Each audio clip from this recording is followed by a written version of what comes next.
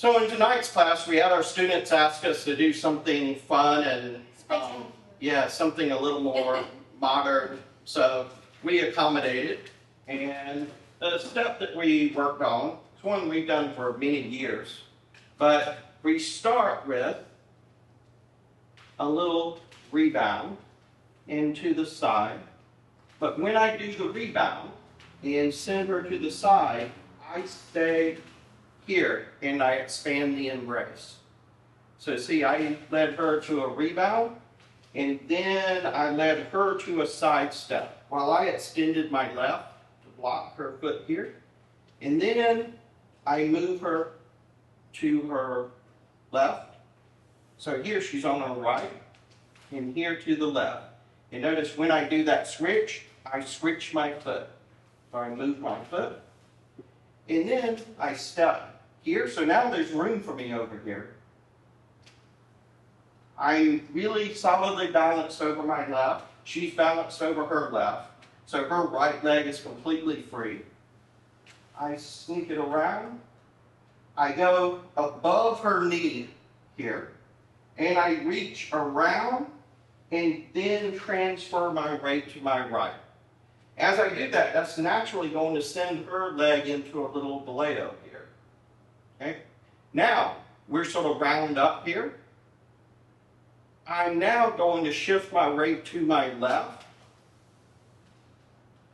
as I collect my feet and bring her around to her gancho. Now here I'm going to go up onto my right, not into her, but around. And then lead her back here, and we're out. So from this angle,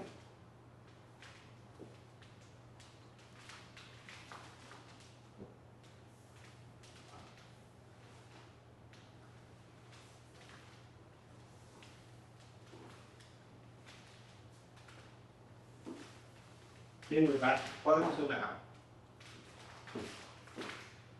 A lot of stuff we dealt with this stuff, but some of the big things.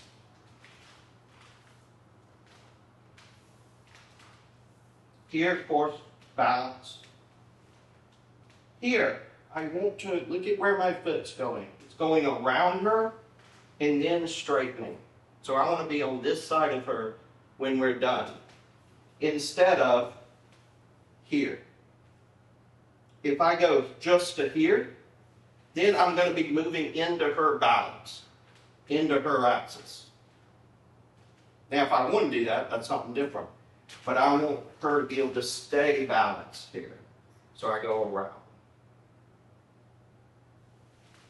Here, I bring my heels together. And just like with any gancho, I bring her around me.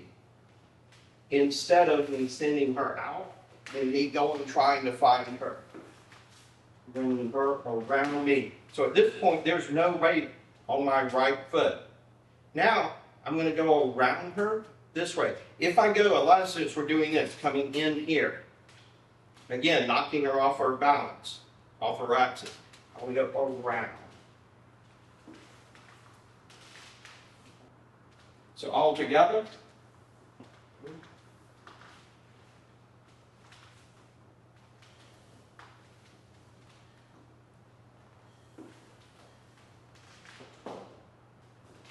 Something that sort of sprung from this, that turned into a little side thing, was that here, notice I'm coming in behind her leg here. Okay?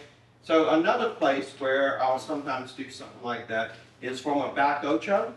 I'll take my leg around and come in behind her leg. So it's just another slight variation here. And actually it's much easier to do in close.